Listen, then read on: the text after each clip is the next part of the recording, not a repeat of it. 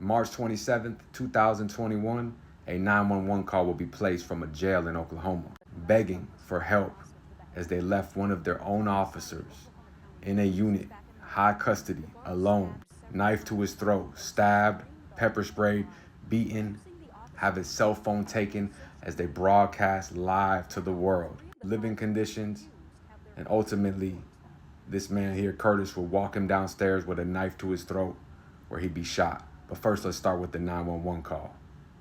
Oh, the inmates have took the keys. They have an officer hostage. Where? Are you there now? At Oklahoma City Police Department. I need them here. Are you at the jail? Yes. Who are you? I'm Captain Tiffany Carter. Captain Tiffany Carter? Yes. And is this a good callback number for you, 1818?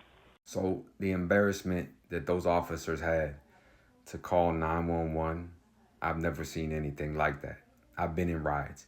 And this is why I tell you that in prison, 5 seconds can cost you 50 years. It could have took you 5 seconds of anger or in the moment to commit your crime. You got 5 or 10 years, and now you're put in a situation like this. So as you see here, Curtis and Justin have him upstairs hemmed up, walking back and forth on the top tier before they start to walk him down.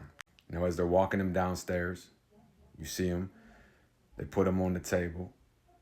And as they put him on the table, you see him start to stab the dude in the back, in the ass, and that's Justin. Justin stabbing him, and that's personal. That's anger. That isn't just part of the situation. That's something that they've had words or a fight or a situation, and he's letting him know, I got the power now.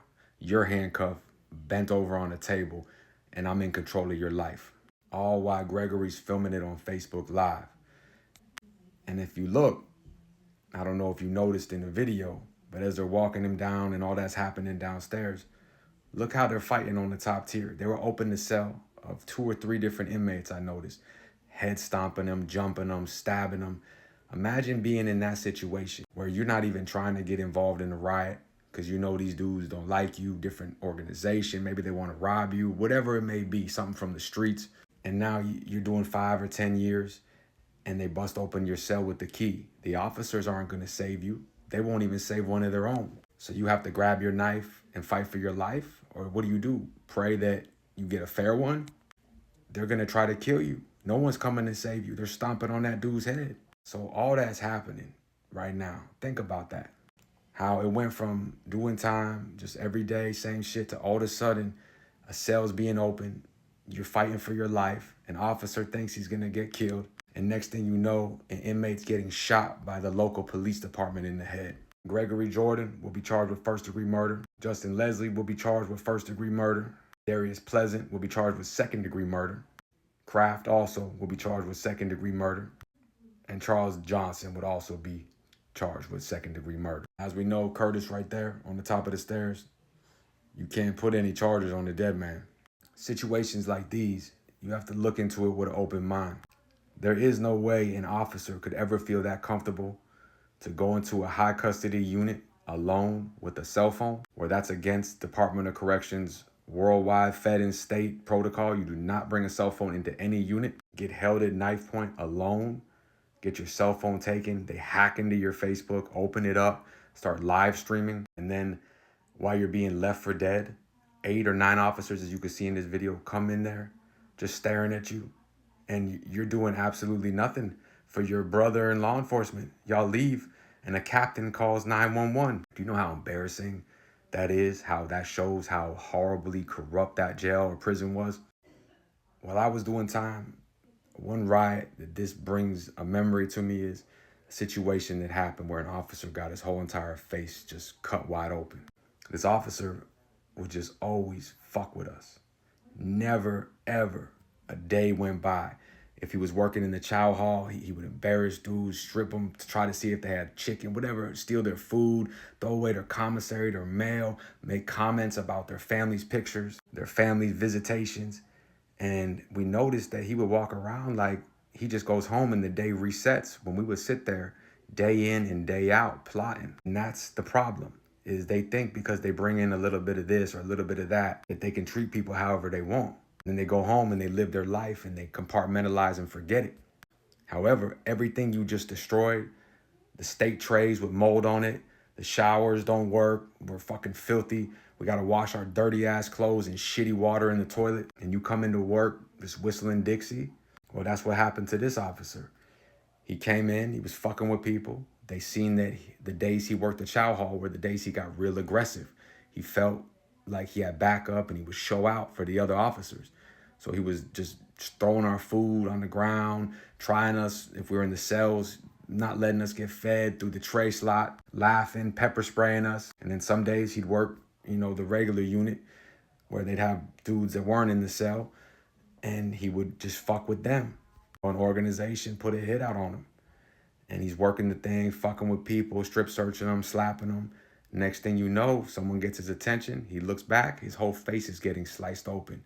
And it went from this big, strong, scary dude with this false sense of bravado, egotistical motherfucker, to bleeding all over the ground, screaming, but no words are coming out. He's, and dude's just hitting him and hitting him and hitting him, slicing him across the face every which way. Officers reacted. They shot him, hit him up, slammed him, beat the dog shit out of him, took him to confinement, beat him half to death, went to another prison in Santa Rosa, got beat half to death there. They uncovered the plot. However, nobody gave a fuck because it was so built up. So it's very similar like this situation where they're all doing time, and maybe it's in the beginning a little loose, but then dudes are getting infections on their face. Dudes are really stressed out in here. Like when I was in prison for a hurricane. I mean, that shit was so horrible.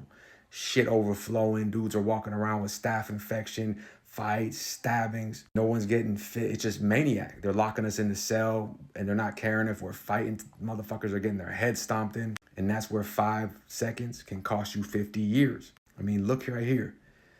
You're in a situation where you got your door shut because you know this might be your enemy, or you just know these dudes are off the chain. Maybe they want you to participate in the ride. Who knows what it is? Maybe you backed out last minute. Who knows?